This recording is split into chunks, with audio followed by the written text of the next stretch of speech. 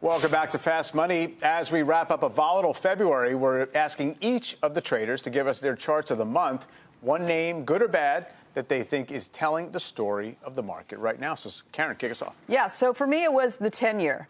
And I think, I've been short the 10-year. It started the month over 4.5.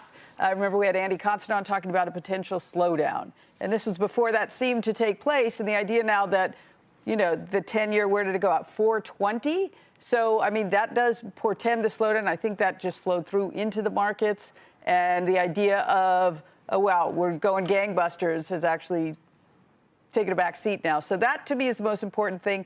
I hope that's not what continues, but it's certainly what's happened. Yeah, we might be just short of that panic level, like where we were back in the fall in terms of what the bond market's saying. But, yeah, hope we don't get there.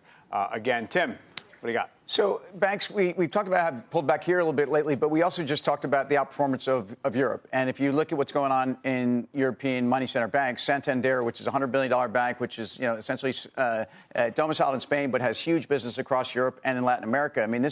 I know it's hard to believe, but it's a bulletproof balance sheet, and this trades 30% cheap to Citibank with a higher div. And so this outperformance, this is a core name in IDEVO, which is the international ETF I manage. I think these banks have more to go. And again, deregulation in Europe, I think maybe a more powerful story than it is here. European banks have been just no quit in them. Yeah, so that's been one of the better global cyclical indicators, at least. Courtney. Yeah, Alibaba was one that I was looking at, which really has outperformed the general markets clearly over the last month.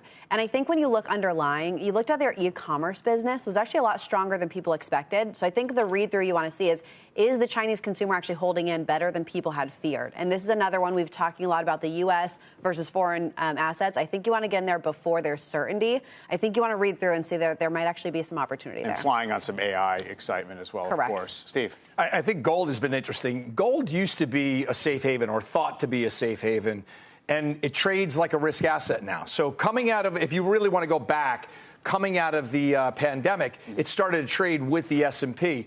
So I would watch gold because now it's trading with Bitcoin. It's trading with the equity markets.